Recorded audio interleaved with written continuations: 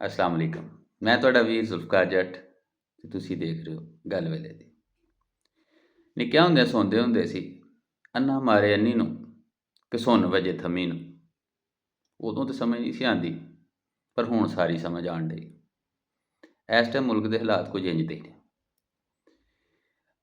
ਪਹਿਲੀ ਵਾਰੀ ਵੇਖਣ ਡਏ ਆ ਕਿ ਸਾਡੀ ਪਾਕਿਸਤਾਨ ਦੀ ਸਭ ਤੋਂ ਵੱਡੀ ਅਦਾਲਤ ਦੇ ਵਿੱਚ ਆਪਣੇ ਹੀ ਰਜਿਸਟਰਾਰ ਨੂੰ ਤੋਹੀਨੇ ਅਦਾਲਤ ਦਾ ਨੋਟਿਸ ਜੱਜ ਦੇ ਰਹੇ ਨੇ। ਆਪਣੇ ਹੀ ਲੱਗੇ ਹੋਏ ਬੈਂਚਾਂ ਨੂੰ ਜੱਜ ਸਾਹਿਬ ਫਾਰਗ ਕਰ ਰਹੇ ਨਹੀਂ ਨਹੀਂ ਨਹੀਂ ਨਹੀਂ ਨਹੀਂ ਇਹ ਗਲਤੀ ਨਾਲ ਲੱਗ ਗਿਆ।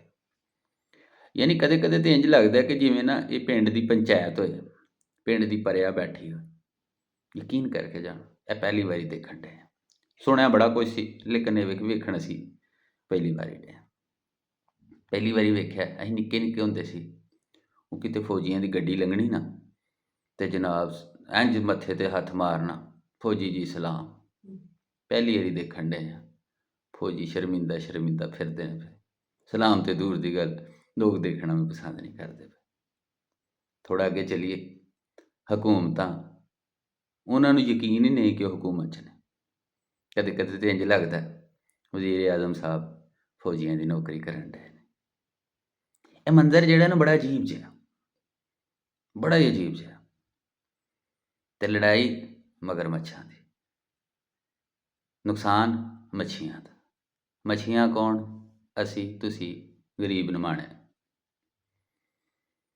ਉਹ ਕਿਸੇ ਨੇ ਕਿਹਾ ਨਾ ਕਿ ਭਾਈ ਤੇਰੇ ਪਿਛਵਾੜੇ ਤੇ ਜਿਹੜਾ ਨਾ ਘਾਹ ਉੱਗ ਗਿਆ। ਉਹਨੇ ਕਿਹਾ ਕੋਈ ਗੱਲ ਨਹੀਂ ਜੀ, ਅਸੀਂ ਛਾਵੇਂ ਪਾਵਾਂਗੇ। ਉਹਨੇ ਸ਼ਰਮ ਦਿਵਾਉਣ ਵਾਸਤੇ ਕਿਹਾ, ਉਹਨੇ ਉਹਨੂੰ ਕਾਮਯਾਬੀ ਸਮਝ ਲਿਆ। ਕਹਾਣੀ ਇੱਥੇ ਵੀ ਇਹ ਕੁਛ। ਇਹਨਾਂ ਨੂੰ ਜਿੰਨਾ ਮਰਜ਼ੀ ਤੁਸੀਂ ਸਮਝਾਓ, ਇਹਨਾਂ ਨੂੰ ਜਿੰਨਾ ਮਰਜ਼ੀ ਤੁਸੀਂ ਕਹੋ, ਇਹਨੂੰ ਆਪਣੀ ਅਚੀਵਮੈਂਟ ਸਮਝਦੇ ਨੇ, ਕਾਮਯਾਬੀ ਸਮਝਦੇ ਨੇ। ਦੁਨੀਆ ਸਾਰੀ ਥੂ ਥੂ ਕਰਨ ਡਈ। ਇਹਨਾਂ ਦੇ ਕੰਨੀ ਜੂ ਨਹੀਂ ਟੁਰਦੀ। ਬੇਸ਼ਰਮੀਆਂ ਜੇ ਉੱਤੋਂ ਥੱਲੇ ਤੱਕ ਮਲੀ ਹੋਈ। ਮਜ਼ੇ ਦੀ ਗੱਲ ਤੁਹਾਨੂੰ ਦੱਸਾਂ, ਤੁਸੀਂ ਸੁਣ ਕੇ ਹੈਰਾਨ ਹੋਵੋਗੇ। ਅੱਗੇ ਅਸੀਂ ਕੋਈ ਮੁਤਾਲਿਆ ਪਾਕਿਸਤਾਨ ਦਾ ਮਜ਼ਾਕ ਉਡਾਉਂਦਾ ਸੀ ਨਾ ਤੇ ਅਸੀਂ ਕਹਿੰਦੇ ਯਾਰ ਇੰਝ ਨਾ ਕਰੋ, ਇਹ ਸੱਚੀਆਂ ਹੀ ਗੱਲਾਂ ਹੋਣਗੀਆਂ। ਹੁਣ ਸੱਚੀ ਗੱਲ ਤੁਹਾਨੂੰ ਦੱਸਾਂ, ਝੂਠ ਸੱਚ, ਚਿੱਟਾ ਝੂਠ। ਵਜ੍ਹਾ ਇਹ ਹੁਣ ਸੁਣਨ 'ਚ ਆਉਣ ਡਿਆ ਕਿ ਮੁਤਾਲਿਆ ਪਾਕਿਸਤਾਨ ਦੇ ਵਿੱਚ ਮਰੀਅਮ ਬੀਬੀ ਦੀ ਫੋਟੋ ਆ ਗਈ। ਇਹਨੇ ਵੀ ਕਾਰਨਾਮਾ ਸਰ ਅੰਜਾਮ ਦਿੱਤਾ ਕੋਈ। ਹੁਣ ਸਾਨੂੰ ਤਾਂ ਸਮਝ ਨਹੀਂ ਆਈ ਹੈ ਤੇ ਅੱਖੀ ਵੇਖਣ ਡਏ ਕਿ ਇਹ ਬੀਬੀ ਨੇ ਕਿਹੜਾ ਕਾਰਨਾਮਾ ਸਰ ਅੰਜਾਮ ਦੇ ਦਿੱਤਾ ਕਿ ਇਹਨੂੰ ਵੀ ਮੁਤਾਲਿਆ ਪਾਕਿਸਤਾਨ ਦੇ ਵਿੱਚ ਅਸੀਂ ਆਪਣੇ ਬੱਚਿਆਂ ਨੂੰ ਪੜ੍ਹਾਈਏ। ਗੱਲ ਇਹ ਵੇ, ਰਿਆਸਤ ਦਾ ਮਜ਼ਾਕ ਉਡਾਇਆ ਜਾ ਰਿਹਾ। ਦੁਨੀਆ ਦੇ ਅੰਦਰ 25 ਕਰੋੜ ਦੀ ਏਡੀ ਵੱਡੀ ਰਿਆਸਤ, ਏਡੀ ਖੂਬਸੂਰਤ ਰਿਆਸਤ, ਜਿਹਦਾ ਚੰਦ ਮਫਾਦ ਪ੍ਰਸਤ ਲੋਕਾਂ ਨੇ ਮਜ਼ਾਕ ਬਣਾ ਕੇ ਰੱਖ ਛੱਡਿਆ। ਹੁਣ ਕਰੇ ਤੇ ਬੰਦਾ ਕੀ ਕਰੇ। ਅੱਛਾ ਤੁਹਾਨੂੰ ਇੱਕ ਹੋਰ ਗੱਲ ਦੱਸਾਂ, ਪਿਛਲੇ ਦਿਨਾਂ ਦੇ ਵਿੱਚ ਨਾ ਆ ਕੁਝ ਦਿਨ ਪਹਿਲਾਂ ਇੱਥੇ ਕਮਿਸ਼ਨ ਬਣਿਆ ਇੱਕ ਕਿ ਜੀ ਜਿਹੜੇ ਲਾਪਤਾ ਅਫਰਾਦ ਨੇ ਨਾ, ਜਿਹੜੇ ਨਹੀਂ ਲੱਭਦੇ ਪਏ, ਖਾਸ ਤੌਰ 'ਤੇ ਬਲੋਚਿਸਤਾਨ KP, ਉਹਨਾਂ ਵਾਸਤੇ ਇੱਕ ਕਮਿਸ਼ਨ ਬਣਾਇਆ। ਉਹ ਬਾਬਾ ਹੀ ਕੋਈ ਜੱਜ ਰਿਟਾਇਰ ਹੋਇਆ ਕੋਈ 85 ਸਾਲਾਂ ਦਾ, ਠੀਕ ਹੈ।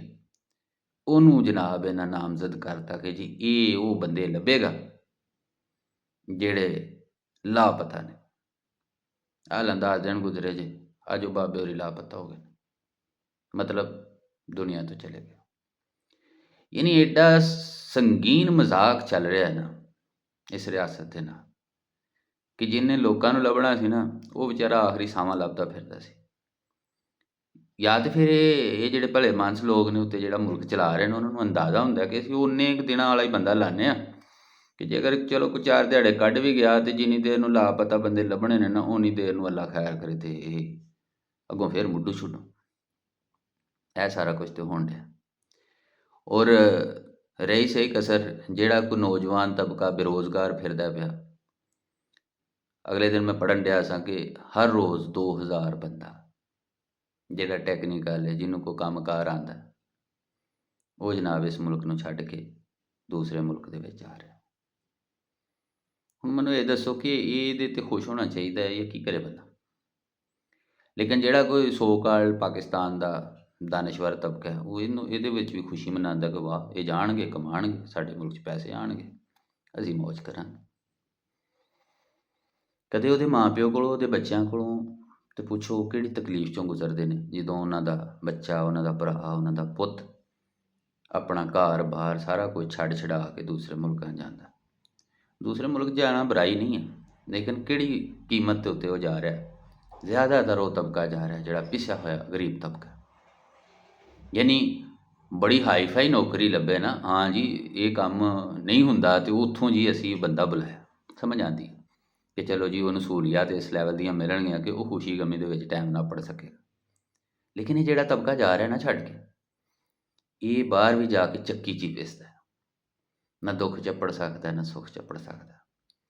ਬਹੁਤ ਸਾਰੇ ਤਾਂ ਐਸੇ ਹੁੰਦੇ ਨੇ ਜਿਨ੍ਹਾਂ ਦੇ ਵਾਲਾਂ 'ਚ ਚਾਂਦੀ ਆ ਜਾਂਦੀ ਮਗਰ ਮੁੜ ਕੇ ਘਰ ਨਹੀਂ ਪੜ ਸਕਦੇ। ਕਈ ਡੰਕੀਆਂ ਲਾਉਂਦੇ ਵਿਚਾਰੇ ਸਮੁੰਦਰ 'ਚ ਗੋਤੇ ਖਾਂਦੇ ਮਰਦੇ ਨੇ, ਕਈ ਕਿਸੇ ਗੈਰ ਮੁਲਕੀ ਦੀ ਗੋਲੀਆਂ ਨਾਲ ਮਰਦੇ ਨੇ। ਮਤਲਬ ਇਹ ਕੁਛ ਹੋ ਗਿਆ ਅਤੇ ਸਾਨੂੰ ਜ਼ਰਾ ਵੀ ਸ਼ਰਮ ਨਹੀਂ ਆਉਂਦੀ। ਅਸੀਂ ਸਿਰਫ ਔਰ ਸਿਰਫ ਆਪਣੀਆਂ ਅਨਾਵਾਂ ਨੂੰ ਲੈ ਕੇ ਤੇ ਜੀਵੀ ਜਾਣ ਡੇ। ਕਦੇ ਕਦੇ ਤਾਂ ਇੰਝ ਲੱਗਦਾ ਉਹ ਜਿਹੜਾ ਭਾਈਆ ਅੰਦਰ ਨਹੀਂ ਦਿੱਤਾ ਪਿਛਲੇ 2 ਸਾਲਾਂ ਤੋਂ, ਉਹ ਬੈਠਾ ਹੈ, ਉਹਨੇ ਹੱਥ ਇਹਨਾਂ ਸਾਰਿਆਂ ਦੇ ਕੱਛਿਆਂ ਨੂੰ ਪਾਇਆ।